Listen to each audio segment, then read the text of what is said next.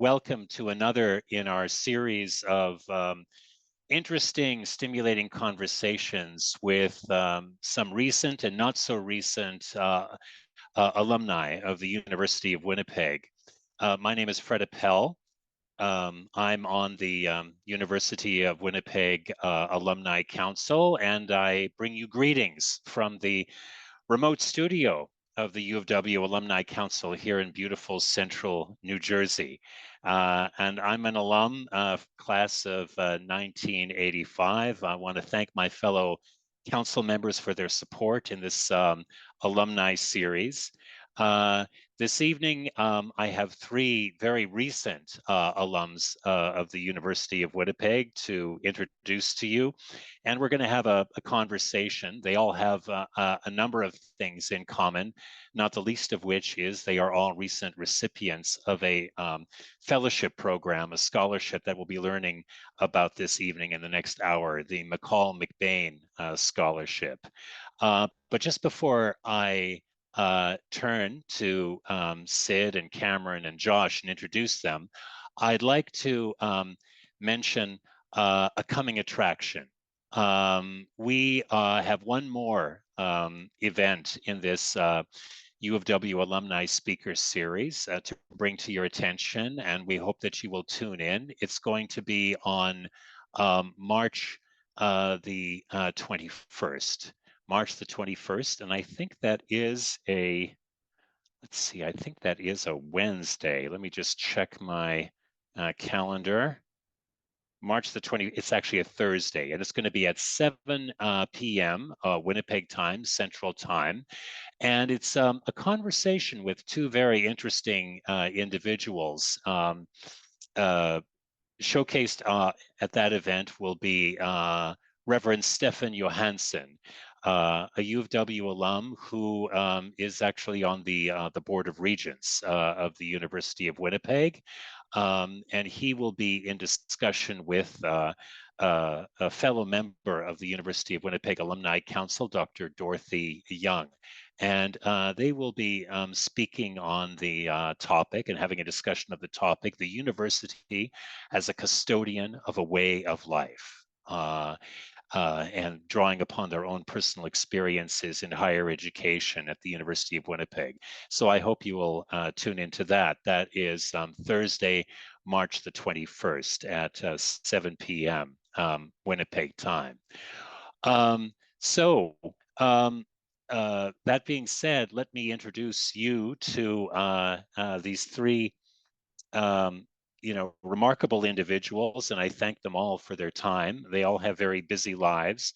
Two, I believe, are in Montreal attending graduate school at McGill University, and one is in Toronto, having recently exited from a graduate program at McGill University in connection with the McCall MacBain Fellowship Program.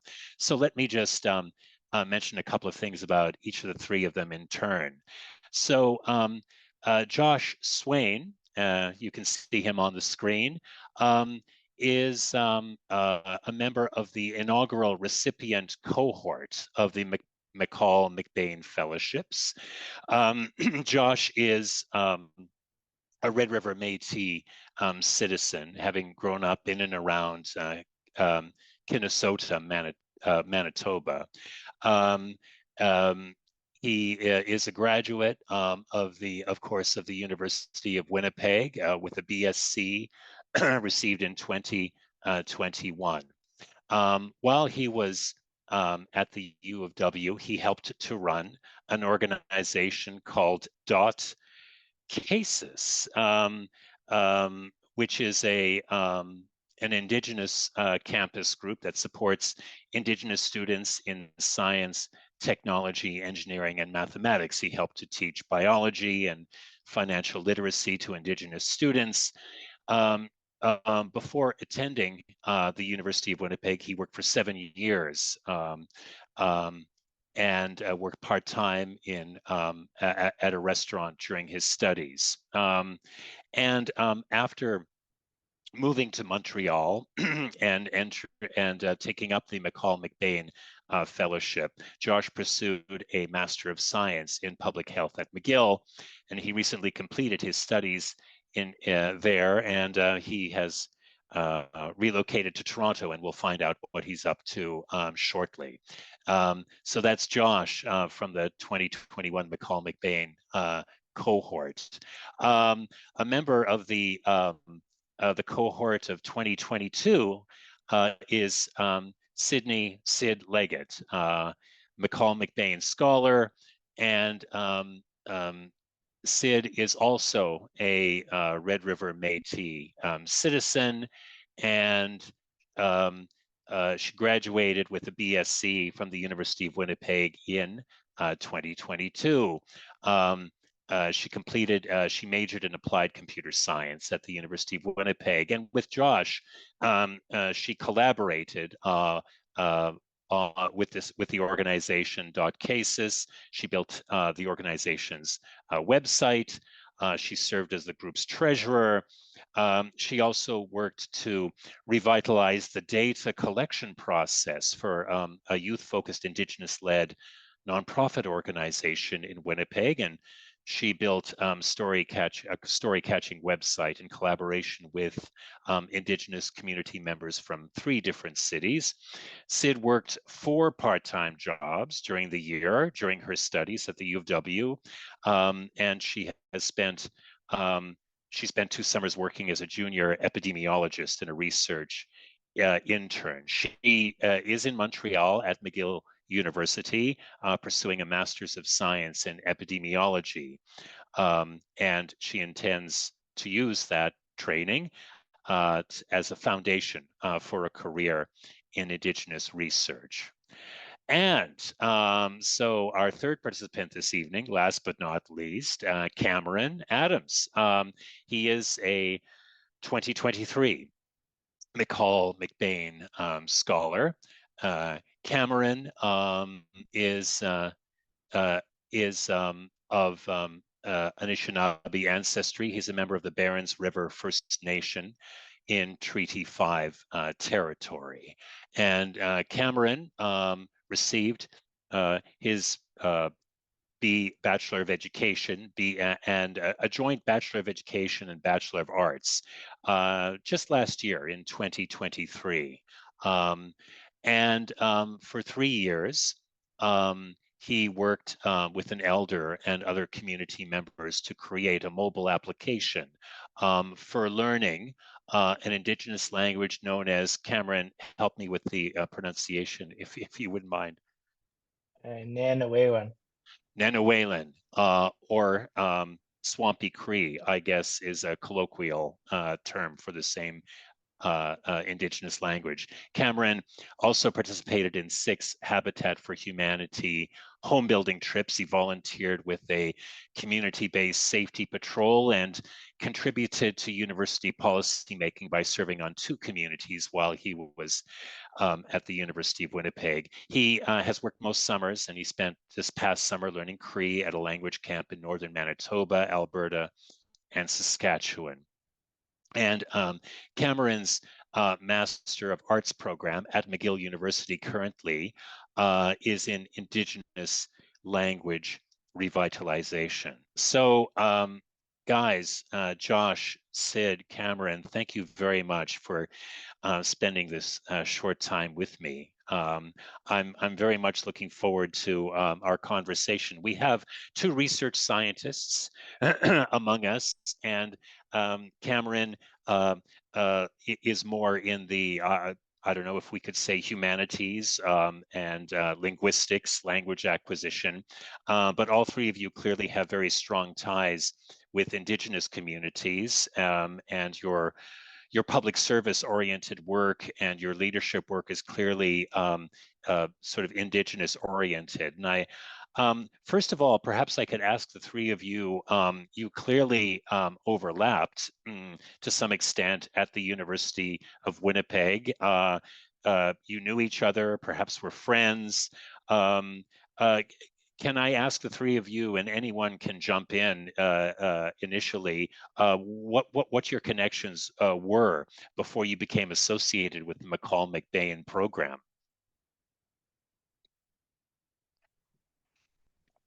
Who wants to take us away? Josh, go first. Josh, go for it. I guess as our senior scholar. Yeah, I mean it's interesting. We did overlap. We were at the university at the same time. I graduated in 2021, right after, well, in the middle of the pandemic actually. But Sadie and I were really involved together on campus in a lot of Indigenous science initiatives. Most obviously, as we said, .cases. Um, but Sydney and Cameron knew each other as well from having taken a class together. And so when Sid and I kind of both transitioned to Montreal, it was interesting. We were both really eager to have Cam apply to the scholarship and kind of follow in our footsteps. So yeah, Sid, I don't know if you want to add anything in. Yeah, I guess the other thing I'll add is like me and Josh were in like a very like social club as well, where we were both giving back to the community and learning and meeting mentors, but we were also a network to like help other Indigenous students on campus and become Yeah. friends and feel like we belong there. And that kind of at least let me into being more independent and comfortable in the university. And that's kind of how I met Cam too, is like choosing to take a Cree language course. Cam was there both as a student and my TA, and giving me a hard time about how fast I'm learning Cree. Um, so yeah, we kind of had a bridge between all of us and found our ways together. Can I ask the three of you, and I don't know who to address this question first to, so again, I'll just encourage you just to jump in. When the three of you, each in turn, entered the University of Winnipeg as first-year students, were there already pre-existing networks and groups of other Indigenous students that you just were able to sort of move into quite naturally, or did you really have to work hard to make a community for yourself? Like, did you, was it very easy and seamless to find your people, or was it a little bit, challenging at the start? And, again, whoever wants to go first, please. I could start for this one. I guess I have a little bit of a unique situation. I went to the UW Collegiate, so Mm, I actually spent 4 years on campus before university. In an Indigenous bursary program to send us there. So I already kind of had access to the supports that University of Winnipeg had to offer. So when I came back to the University of Winnipeg, I was very aware of the Ab Lounge. And the University of Winnipeg is a very special place for Indigenous students that like you can't really take for granted because you won't find anywhere else, is we have mm. such a huge Yeah. proportion of Indigenous students that the community is there. I think me and Josh it took a little bit longer maybe to carve out a specific science research, Niche. like that kind of intensive niche of like who the Indigenous students were and that who had the same like interest in us as Mhm, school and mhm. career, but as a broader community, it was like it's been established. Excellent. Was that did that resonate? I mean, was that similar with you, Cameron and Josh? Yeah, so for me, like I entered university September of 2017.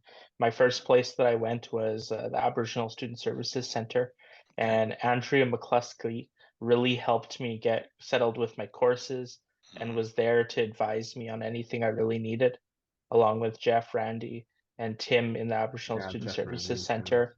We would always have elders, 5 elders a week in there. So Dan, Margaret, right, Elder Ruth, all these elders would be there so that you could always visit. And that was like my grounding place. That's where I did all of my studying throughout my undergrad degrees. And it was my community there. I would see everyone every day.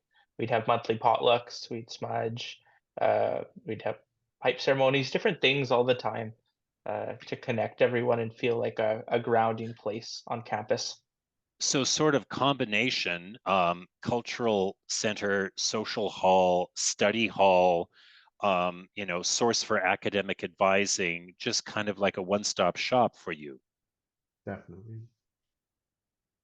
Wow, wow, that's fantastic. Now, I mean, Sid mentioned the proportion of the students at the U of W who are Indigenous? Do any of you, happen to know, given your very recent experience at U of W, what that percentage is? It's I about should know that.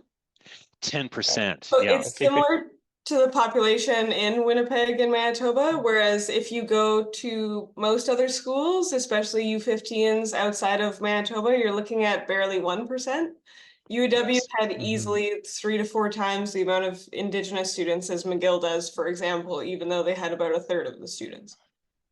Yeah. Well, at a little bit later on in our discussion, I'm going to ask you to compare, your experience in the McGill community, because I'm sure you have very interesting things to say about that. But I don't want to leave the UW just yet, because you're very recent alums. Cameron already touched on some really formative and important experiences at the UW that got him grounded and got him, sort of launched really well and focused. We have a bunch of alums who are tuning in now. We have, perhaps a handful of current students, mostly alums. I wonder if the experiences, the memories are so fresh. I wonder if the three of you in turn might want to share some really kind of formative experiences or encounters or courses or professors that were really important to you in your 4 years at U of W. Josh, maybe you could go first. I want to go first because I'm just looking at the attendees list and I noticed that Dr. Melanie Martin is here right now, and she was extremely formative in both Sid and I's kind of, let's say, trajectory. She's also happens to be the chapter president when we got our .CASIS group together and formed a chapter at the University of Winnipeg. So I can't thank you enough, Dr. Martin, Melanie. And obviously, you know how much you've done for us over the years, so thank you. But interestingly, I went back to school as a mature student, so I just was really looking to change up careers, really. I was working in finance and I just wasn't enjoying it. I wanted to be a clinician, and I actually took a course with Dr. Beata Bernecka. It was like first year biology, and I loved the course so much that I went and changed my major on like the second day of class to a degree in biology, and decided I want to pursue science and eventually health science. I honestly, if I hadn't taken that class and if I hadn't loved Dr. Brennicka so much, I wouldn't be where I am today. I probably would be, I'd be doing okay, but I think I wanted to be an occupational therapist at first, and then a physician assistant. And now that I am working in public health, I can't imagine being in clinical. So I'm extremely happy. Okay, so you entered into the U of W with this idea of being a hands-on clinician, like medical services or therapeutic services with patients, and you changed in the course of your experiences to research science, essentially. Essentially, And I want to find out more about the sort of research scientific direction you're going in, Josh. But first, let me ask Sydney about her U of W experiences, and if she has some memories that she'd like to share that still resonate with her. Yeah, I entered UW with the mindset of trying to figure out how I can get out as soon as possible. Get out of UW as soon as possible? Get out of university, get out of school. It felt like it was something I had to do to make my parents proud. I'm a first generation university student, but I've never been the best student for the most part. So I signed up for a 3-year degree and was excited that it seemed like it would be employable very quickly. And then along the way, I met Melanie Martin, who introduced me to research as well, and introduced me to so many different research opportunities, students, friends, and just an access to be in grad school to do everything I've done essentially throughout my degree. And then also Jeanette is on the call, and she's probably one of the first professors who's ever given me an A or an A+. And taking Jeanette's class and all of the classes I've proceeded to like stalk her through were just a huge inspiration for like me wanting to stay in computer science, why I was in computer science, why I should finish this degree. And it just made it more fun and helped me, even if I was like sometimes kind of antisocial with class, because Jeanette was so friendly with all the students, it made it easier to make friends too. And both of them, yeah, played a very critical role Wow. in me enjoying university. It's so great that your mentors and these great professors are on this call. I just love that. And I wanted to mention to them and to everyone else who is attending this webinar that, after we finish our chat, if you wanted to pose any questions to Cameron, Sid, or Josh, or just send them greetings, or please use the Q&A message function, and I will be sure to read out what you've sent.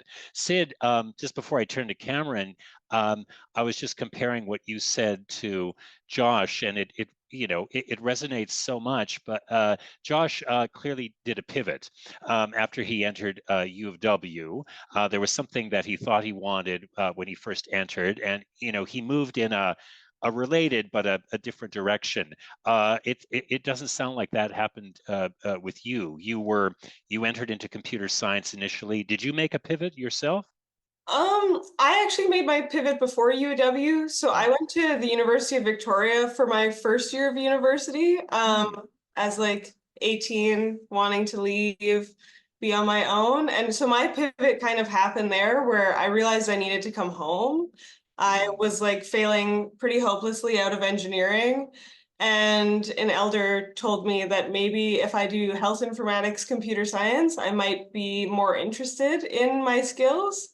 And then I seen that UW had a program, and I already had my connection to UW through the collegiate, and I just knew it was a lot more because I was struggling really hard in 300-person classes.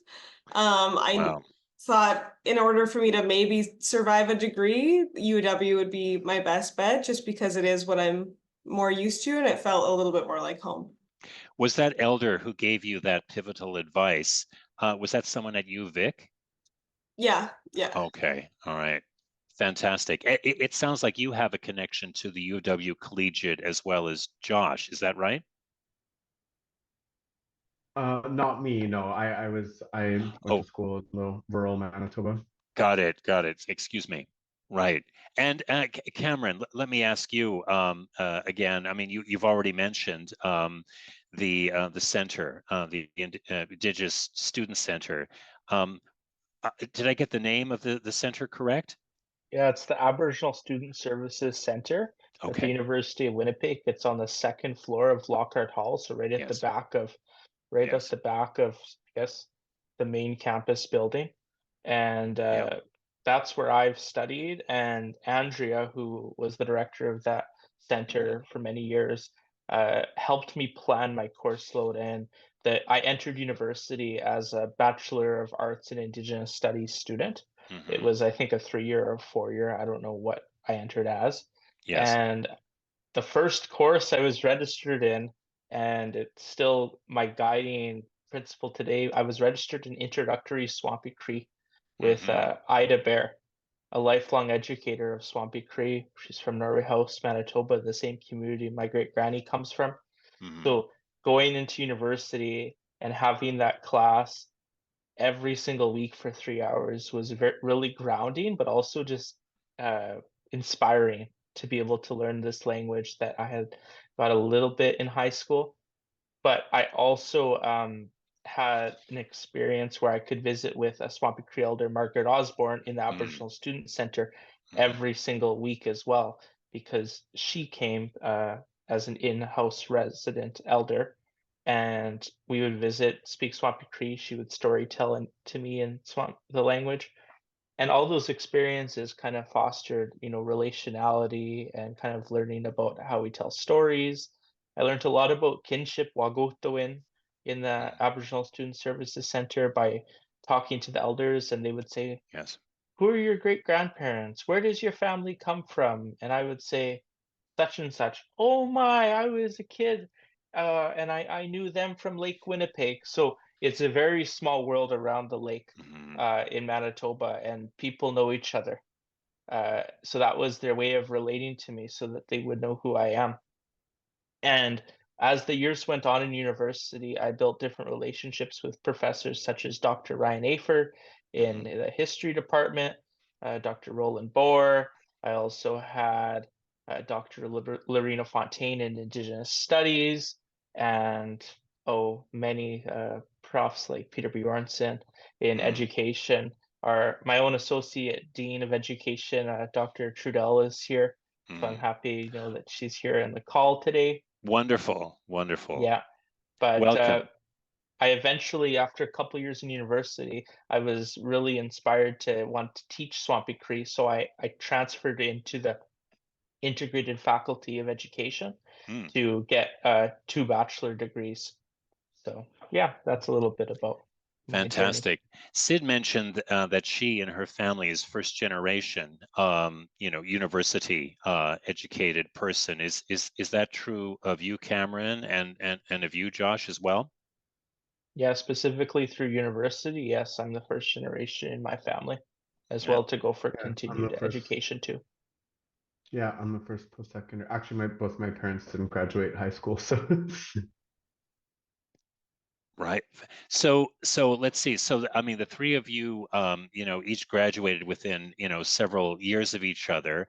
L- When did you find out about this, about the McCall MacBain fellowship or scholarship program? And perhaps I should also ask one of you to maybe describe what this program is, for those on the webinar who've never heard of it before or who have heard of it, but just have more of a vague idea of what it's all about. I know it's fairly recent, so there's a clear, there's a reason for not knowing about it. It's not as well known yet as the Rhodes Scholarship and such things. I mean, would someone like to describe this program and then maybe lead off by letting us know how they found out about it?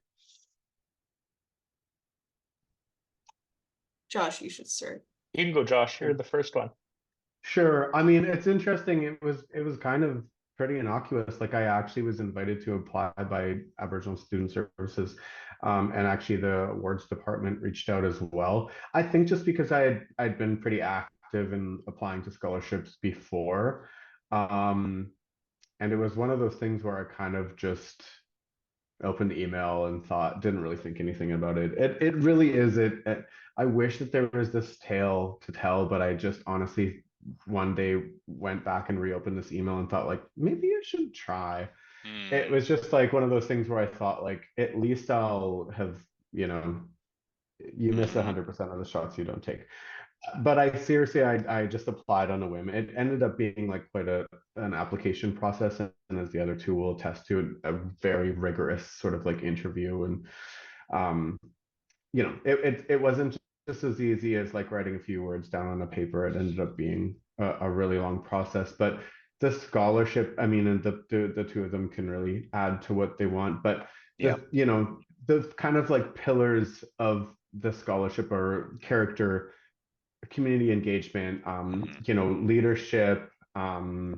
Obviously, there's a huge part of your academic ability, but it's not all of it. And they really want to see someone with some sort of like entrepreneurial spirit. So Hmm. they really want the full package. And I think that a lot of the things that the three of us had been doing on campus really Hmm. helped to make us the right type of candidate for those sort of like, Yeah. Yeah. pillars of character that they were looking for. So, yeah. And then after that, I just basically badgered Sydney to apply the next year until she did. So, Josh, this is really helpful. When you first heard, when you got that email, about this program, you were in your last year of studies, like third year. Is that correct? I actually have to think. I actually think I was in my final year, and I did my degree in five. It was the 4 years that I did in five. You did, Yeah, okay. You did it in 5 years, so it was in your fifth year that you learned about this program. it Yeah. might have been 2020. I can't, Okay. yeah, that one of the last 2 years that I ended up applying. I guess it would have been right, Sid, because then I graduated the next year. Yeah. It So would it would have have been been 2020. yeah, 2020, I heard about it. Like the applications open in September, but I heard about it in June. So I actually took the summer to start putting together my application. And, I got, again, like Dr. Martin, who's on the call today, to look Yes. over some of my stuff. And Now, just before I turn to Sid and Cameron, one more question for you, Josh. So the the fellowship, I mean, the deal with the fellowship is you move to Montreal, you enroll at McGill University for graduate training and leadership training, and also training in your chosen discipline. mhm. Had you already a clear idea that you wanted to continue in higher education and get some kind of master's degree before you learned about this fellowship, or were you sort of persuaded that higher education at the master's level was for you when you started learning about this program? I mean, 100%, this is a real true story. In 2018, I believe it was, my partner and I took a trip to Montreal, and it was the first time I've ever been here. And I said one of the things that I want to do is go eat poutine on the McGill campus, because I was like, it's my dream school, but I'll never go here. So we might as well take a stop in. And we literally went and ate poutine on the McGill campus. So I knew I wanted to do something else. I knew that, like, with my bachelor's degree, I wasn't, my career opportunities weren't going to be stellar. So I wanted to do a kind of like sort of graduate education of some sort. I didn't really know what that would look like. Yeah. But I mean, obviously, like the rest is history. It just happened to be yeah, I've been very blessed and very appreciative. That hot gravy poured over those cheese curds. It Oh wasn't my even good God. poutine, actually. It wasn't even good poutine. Yeah, there's a No, lot of really bad poutine in Montreal, as maybe all three of you have everyone come thinks to they can do understand.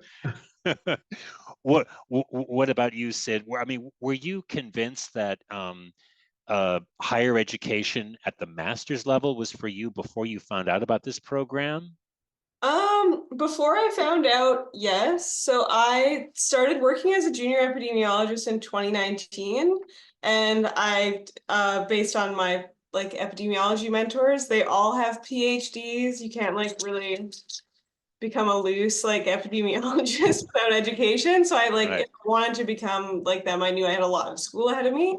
But actually, 2 years before, I was finishing up my 3-year degree and applied for grad school at U of M in community health sciences and was declined.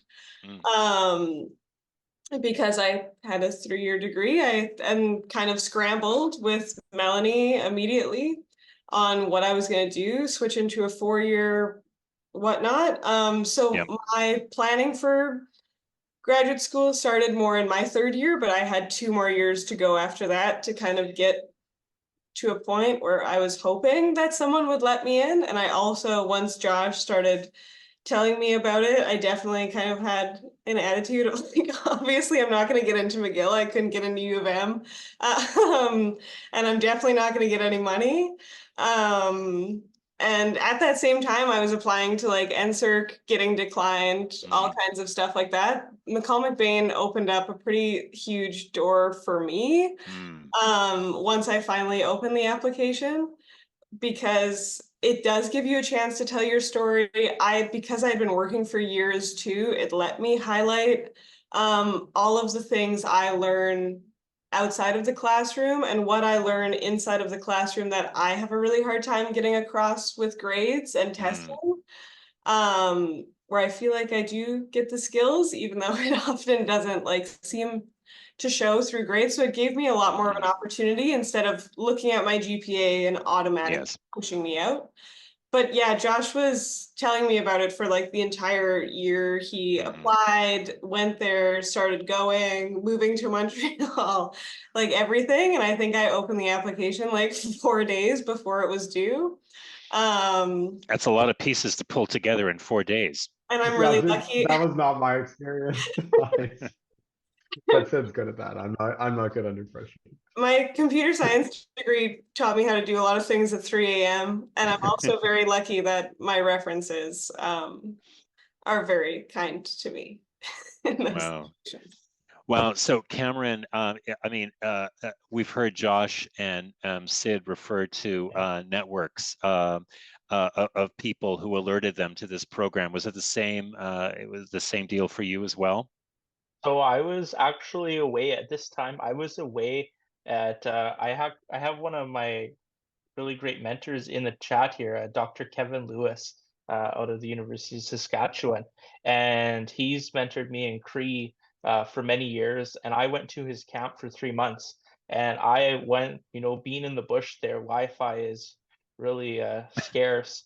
So I one day went on my phone and I had this email from the University of Winnipeg saying, "Hey, you're entering your last year. Have you considered the McCall MacBain scholarships at McGill?" And I had known Sid and Josh both went Mm-hmm. on to McGill because Sid and I went to school together. We talk all the time. I'd call her, and so I had pinned that email because I was like, I'm in the bush, like I have no resources to do anything out here. So I basically I left it. I pinned it. I think it was in June, and at the end of August, when I got back to Manitoba, I started getting back into my academic life, opening the Yeah. laptop, and I messaged Sid. I was like, "Hey, like, there's this McCall MacBain scholarship. Like, I know you got it. What do you think?" It's like, "Cam, you do it." Mm-hmm. And probably wasn't exactly that, but she was like, "Yeah, you should do it. I'll help. I'll support you if you need any, you know, to walk through the application." And so basically, yeah, I started it in early September of 2022. Yes, I'm right. And that was I took probably over 3 and a bit weeks of working on that application, a little bit here and a little bit there. You Okay, had to 3 weeks for you, 3 nights at 3 a.m. for Sid, right? Yeah. Yeah. It's, Yeah. well, So yeah, everyone's different. Everyone's different. So I did it over about 3 weeks, and I reached out to people that were mentors of mine for reference letters. I kind of just journaled a bit, typed it up on a Word document because I Yep. was like, if the site crashes, all my information's gone, so I better Yep. make sure this is safe. And I took I took the risk, and we ultimately all took the risk.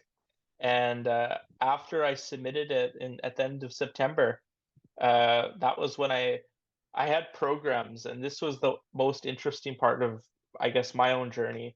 Mm. Is we have to, in this, where it's recommended that we pick 2 programs of interest while when we apply in the scholarship.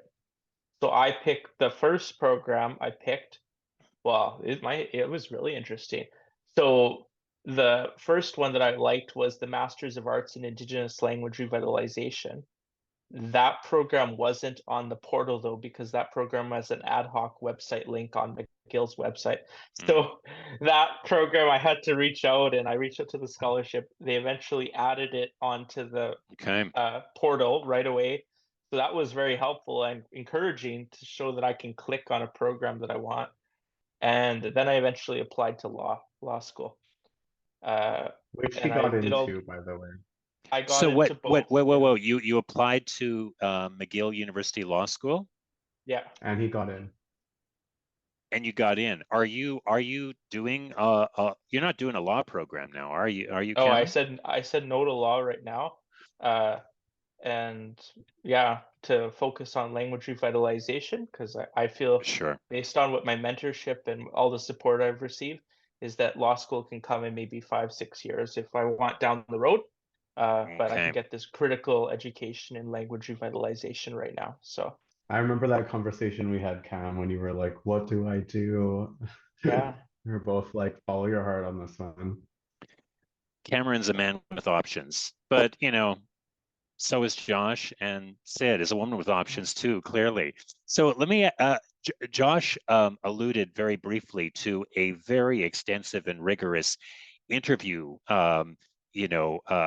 process that you had to go through with the McCall MacBain scholarship. So obviously, all three of you went through these interviews. And speaking about risk taking, as Cameron suggested alluded to earlier, it's kind of a big risk. It's a big swing to take, to apply for a program like this. You have to appear before a group of strangers, and I guess they're judging you in some manner. And can I ask the three of you about your interview experience? First of all, you each applied at a different stage of the sort of pandemic, post-pandemic.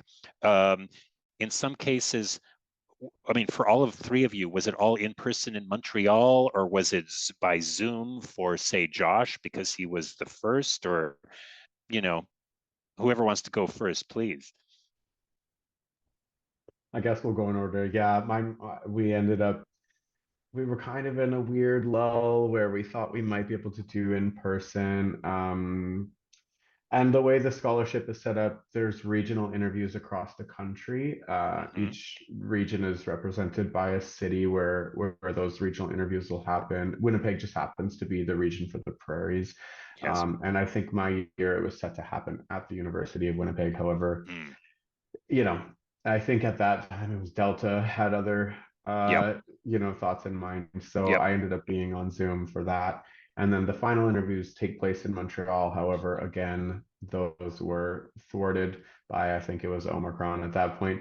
So I did all of my 6 interviews on Zoom, but luckily the other 2 had better luck than I did. Well, six interviews. So are these 6 experiences where you're before a committee, a selection committee? Yeah, so it's at regionals, and then at finals, it's a 2-person panel, a 2-person panel, and then a 4-person panel. Okay. And you interview between each of them, and then all 4, and then it's the same thing at finals.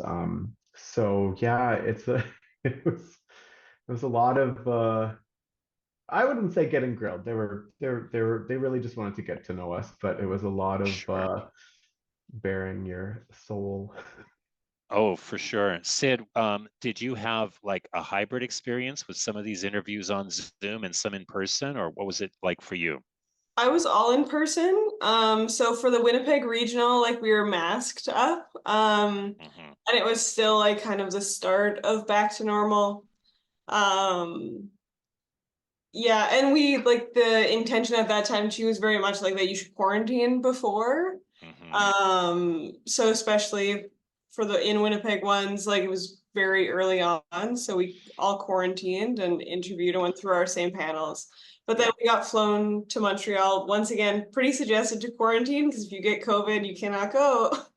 And now you're interviewing online, which is like you're setting yourself up to be in a different mindset. Yep.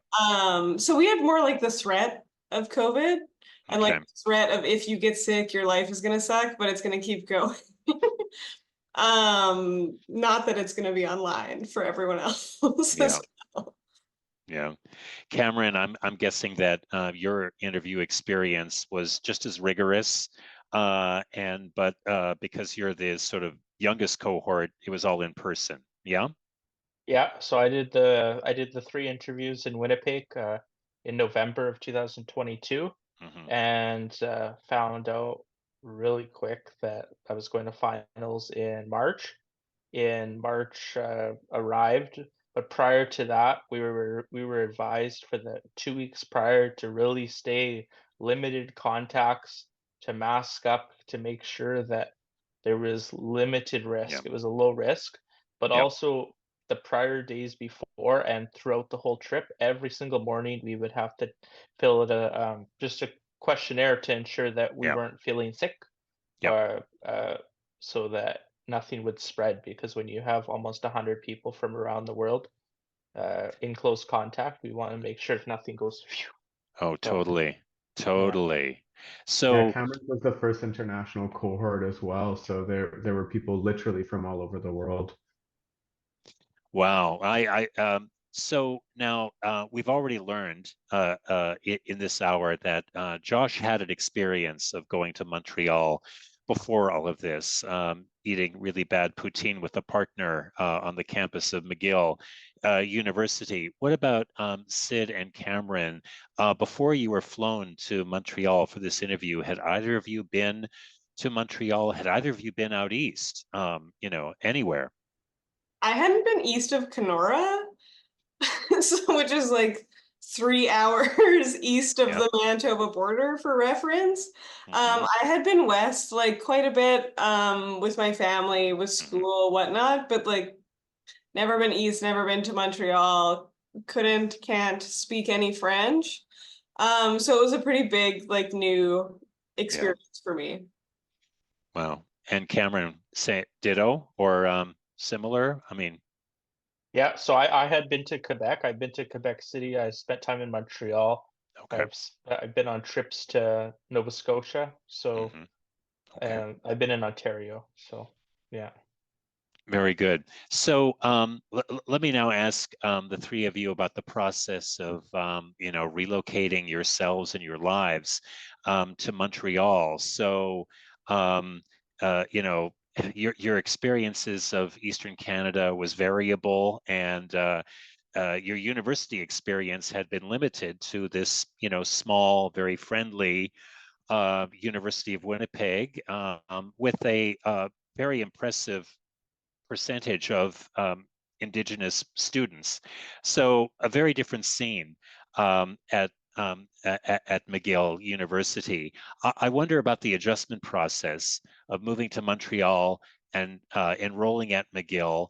And I wonder about the role of the McCall MacBain people and the fellowship and how that might have facilitated, your integration. I mean, who would like to go? I mean, I guess we could start with Josh going in chronological order again.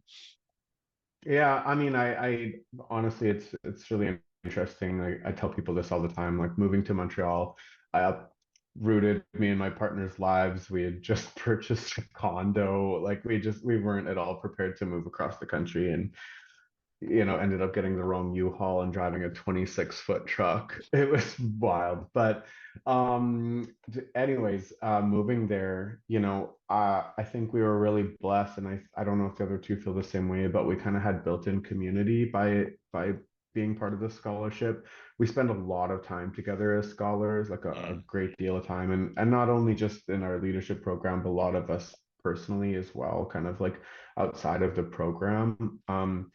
So that was one of the things that really helped me adjust. That being said, I think the other two will likely agree. The Indigenous community in Montreal is not nearly as large as it is in Winnipeg. It can be really hard to find people. We've carved out our niches and we've got the First People's House at McGill. But that's something that I really had to adjust to. It's something that I took issue with. It's something where, and Sydney can tell you about this, but it's something where we really like got loud and made change about it, because it was something that kind of it was something that we felt passionate about. We want to really try to encourage more Indigenous students to attend McGill. And for us, as the only two Indigenous people in our entire programs, it was we took some time to make some change, let's just say. So Josh and Sid were and are, in the case of Sid, the only Indigenous participants in your respective McCall MacBain cohorts. Is that right? No, so Josh was the only one in his cohort. I'm one of 5 in my cohort, but Josh studied public health and I study epidemiology, which is like a joint program essentially. Yes. So with those in our department, we are the only Indigenous students studying public health and epidemiology. Got it. And so, Cameron, if I remember correctly, yours is the first international cohort. Yeah. And I mean, have you encountered? Are there, Indigenous master's students in the cohort from outside of Canada?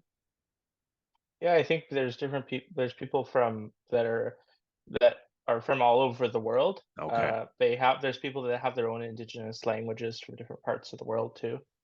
Uh, but in the Canadian context, Yes. I'm the only one in my cohort. Uh, so yeah, it brings with it a world of experiences from who Sure. we have in our program, because we have people from all over Canada. I think it must be 9 countries around the world. So Super interesting. I must ask the three of you about one really intriguing aspect of the McCall MacBain master's programs at McGill.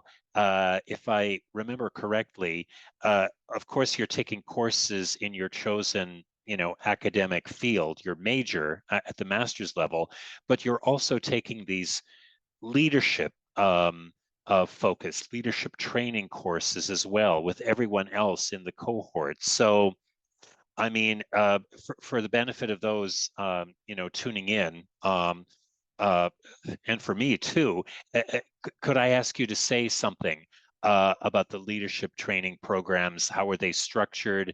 How useful did you find them? Do you continue to find them? Whoever wants to chime in initially, please. I could start. So they're 3 hours, like essentially the equivalent to biweekly, and they range from topics on like politics, law, business, health, whatnot. So they bring in professionals, CEOs, leaders from all of these different fields to talk to us. And then in the first year, you do I can't think of the word, but like these like ghost cases essentially where you Yes. like Yeah. pretend to do this situation that the leader was put in at one point, and you have to kind of decide what you would do if you were the leader in that situation. And then in the second year, you mostly just have like kind of like fireside chats with leaders where then you can have a little bit more of a personal experience and ask them questions and whatnot. At least for me, I found it, especially in my first year, to be like a very intense experience at the start, and especially coming from my background in computer science. Mm. And even what I was doing leadership wise in the community, I was less of a like traditional leader. Like wasn't a tiny like CEO or president, more just a community member, and I really liked being involved.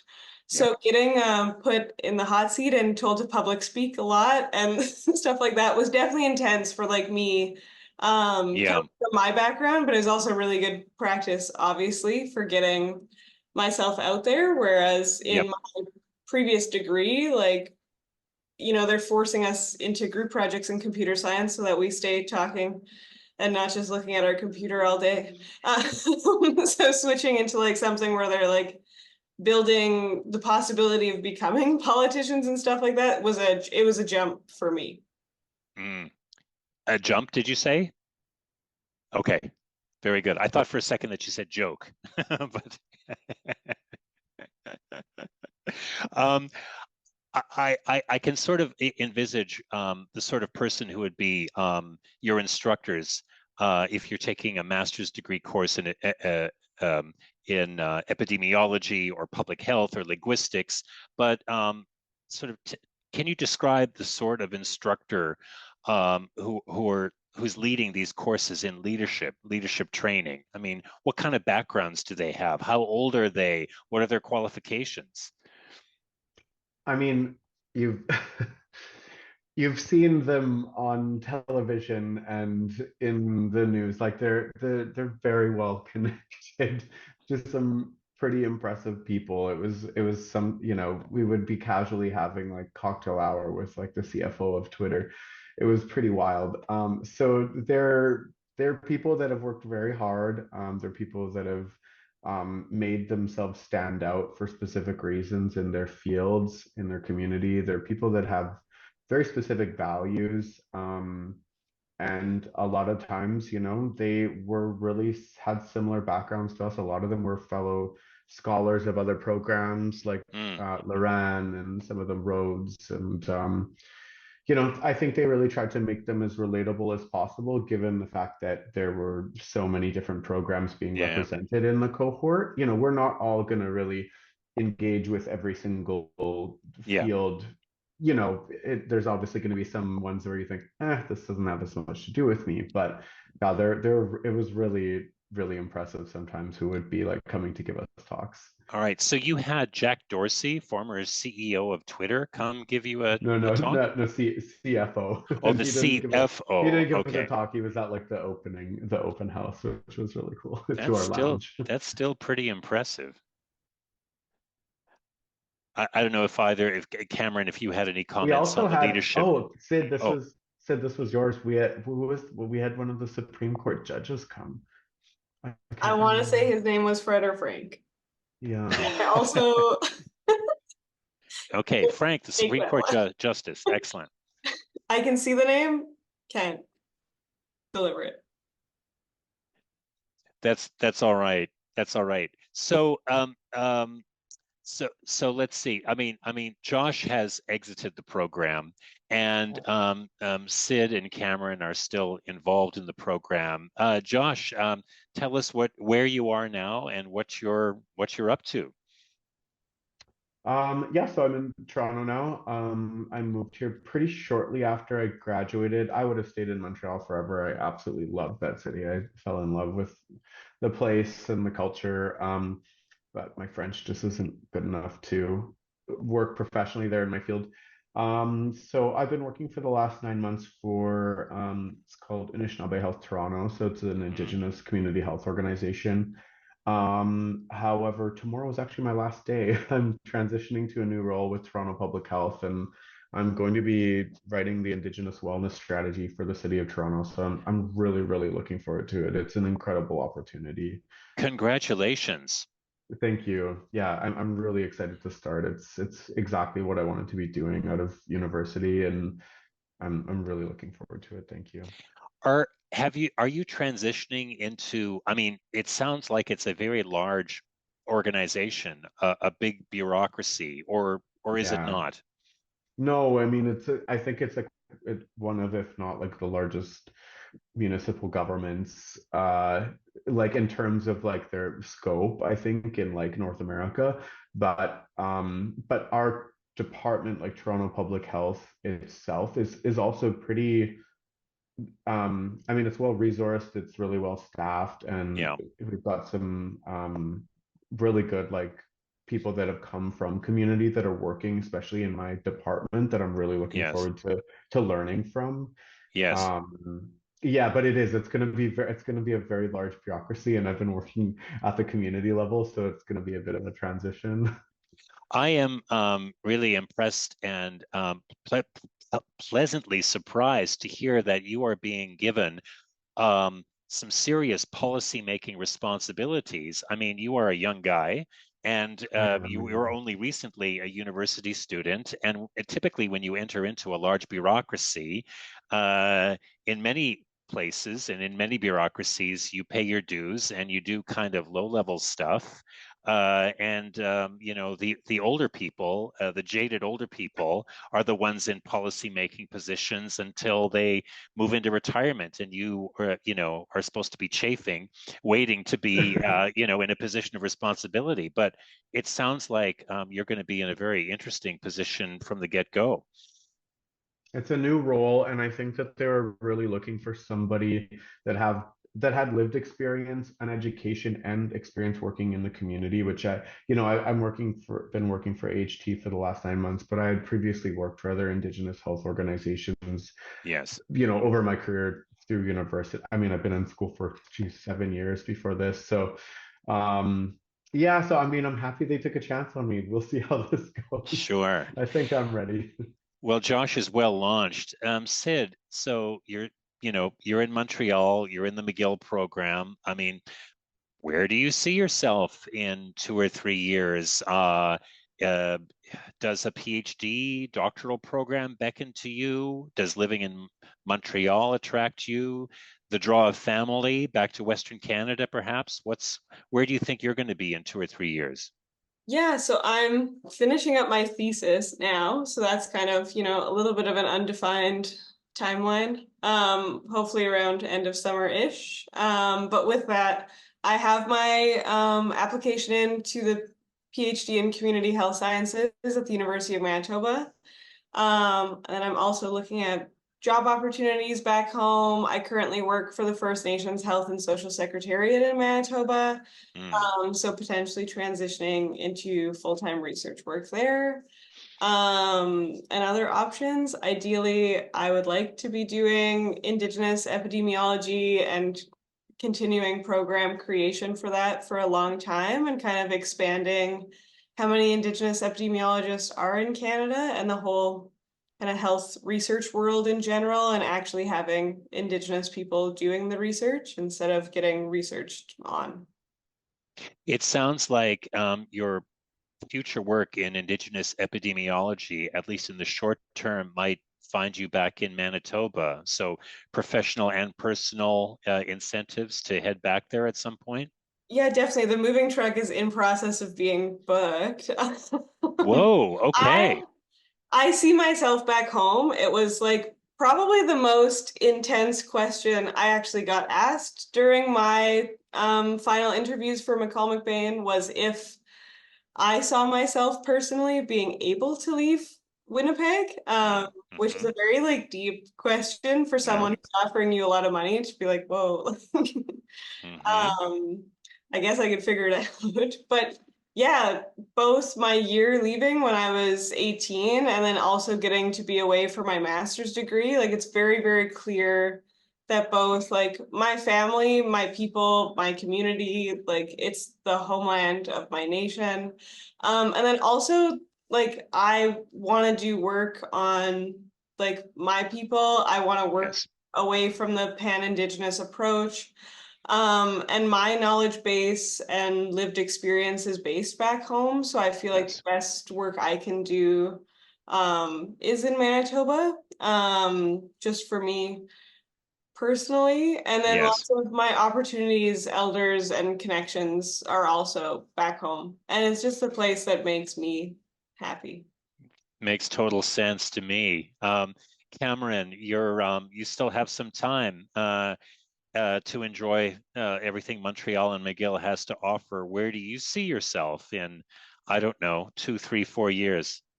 Yeah, it's a good question. I'm just trying to finish this semester. I got so many assignments ahead of me. But you I'm don't have to looking have at, it all figured out. well, that's the thing. People ask me where I'm in 2 years. I'm like, I'm on scholarship until May or June of 2025. Like that's enough in the future for me right now. Totally. But literally, I have been just studying, and after this degree, there's different avenues, such as going into academia, going into like Indigenous language leadership positions, if that's at the university level, to develop programs. That's something that really interests me, so that I'm an advocate, but I like pushing the envelope when it comes to doing better for Indigenous language and where we see our services, where we see the languages being taught, and how many courses we see of those languages offered, and the consistency of them, having teachers appropriately certified based on their knowledge, not having to jump through all the hoops. So I think basically seeing policy change at the post-secondary level, but also the government level. I'm very interested in seeing how we can implement policies and laws like UNDRIP in Canada and make it binding, so that Indigenous languages have federal support, but also federal parallel opportunities to English and French, like public education for all Indigenous people in Indigenous languages, publicly funded. So stuff like that. This is the bigger picture of my whole area of education. But where I end up, this could be at a non-for-profit, this could be at a non-NGO, it could be at a university leadership position, but it also could be teaching in a language program at the university level. So like I see there's different opportunities. So, this hour has flown by, and I have a question, and I have a couple of comments to relay in the Q&A section. And if anyone else would like to drop a question in the Q&A screen, or send a message to any of our panelists, please do so now. I have we were just talking to Cameron, and so the timing is good because I have a message here from Dorothy Young, who is fellow member of the University of Winnipeg Alumni Council with me. Dorothy clearly knows Cameron and vice versa. Cameron is a promising teacher who I hope will work with students and enter law school later in his life. Oh, a bit of vocational advice there. He is needed in the education system here in Canada, in my opinion. I learned things from him when we worked together on the UW Board of Regents. I wish him all the best. That's from Dorothy Young. And Dorothy also sent the message to all three of you. Congratulations to all three. You have done your alma mater proud. And she wishes you all the best. She actually also has a question here. Were any of you able to do any presentations to Indigenous students at the U of W recently about the McCall MacBain Scholarship? Would any of you like to pick that up? Yeah, so I did that last week. So last Thursday, in the afternoon, I was on Zoom, and we had someone in our second year of our cohort, Bryden. He was in there at the University of Winnipeg in person, helping answer questions. So we had two Indigenous scholars from two different years, respectively, able to talk about our own experiences within the McCall MacBain Scholarship. Yes. Bryden's a medicine student, a second year medicine student, and myself as a first year ILR student. So we both offered our own perspectives, and with Lorena, a staff member of the McCall MacBain Scholarship at the University of Winnipeg. So it was last Thursday afternoon. Very recent, excellent. What about Josh or Sid? Have either of you been sort of spreading the gospel, so to speak? Yeah, like I mean, it's now I've been out of the scholarship for a while, Yeah. and I think that one of the really kind of important pieces of the scholarship is that, you know, when you kind of enter your second year, you become a mentor for the first year students within the cohort, the younger students, and they really give space for them to be the ones that are actively engaging with community and stuff like that. So, you know, it's been a while since I was that, but in the first year, definitely, I know that we had a lot of specifically like Indigenous information sessions, because that was one of the really key sort of goals of the scholarship, was to boost Indigenous applicants. And we saw that with Sid's cohort. You know, obviously it went from just me to 5 of them. So I guess we did something right. For sure.